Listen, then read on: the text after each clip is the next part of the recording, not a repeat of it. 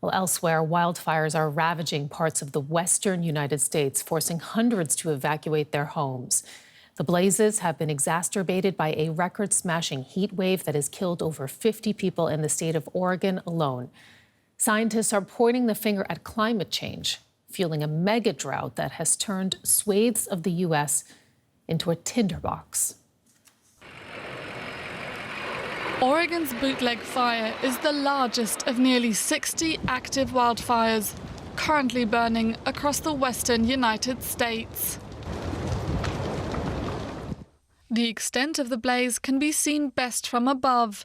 It now covers an area larger than that of New York City, forcing residents in its path to evacuate their homes. This is my first wildfire, and I'm going to tell you, it is scary. It's enough to make you cry. It's enough to make you sick to your stomach, because you don't know if you're going to be the one that loses your house, or you sit there and you watch your neighbor lose their house, and there's nothing you can do about it. Many have had to take refuge in shelters like this, while the fires have been fanned by an extreme heat wave, with temperatures reaching 47 degrees Celsius. The heat alone has proven deadly.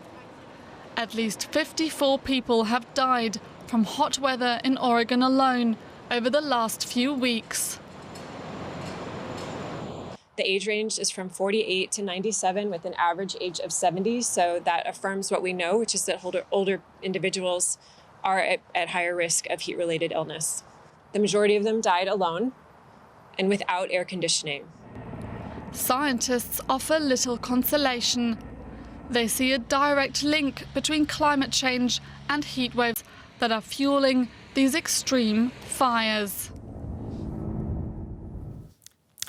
And the fires are also raging in the state of California. For more, I am joined now by Isaac Sanchez. He is a firefighter and battalion chief at CAL FIRE in Sacramento, California. Thank you so much for joining us.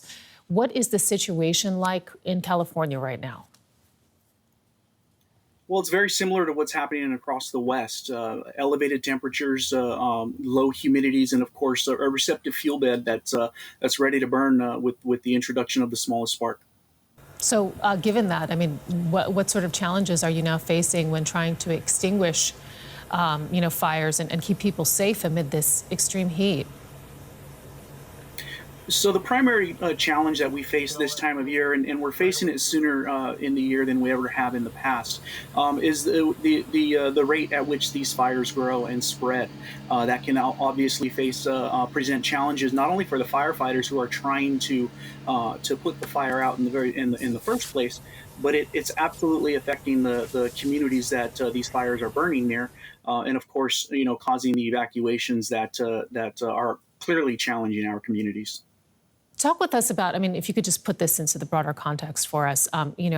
We've seen this relatively frequently in the past years. Is it getting worse as the years go on, or is that just perception? Well, it kind of seems like it is getting worse. The number of fires that we are responding to is clearly growing. That is being shown and proven through the data that we collect and keep track of every single year. But what's growing also is the size of the fires. They're simply getting bigger than they ever have in the past. Most of the 20 biggest fires that we've had within the state of California historically have happened within the last 5 to 10 years. And that is absolutely concerning and a trend that we absolutely would like to see reversed. Thank you so much, Isaac Sanchez. As we mentioned, you're a firefighter, battalion chief at CAL FIRE in Sacramento, California, for taking the time to tell us more about the important work that you're doing to try and keep people safe out there. So we appreciate it. Thank you.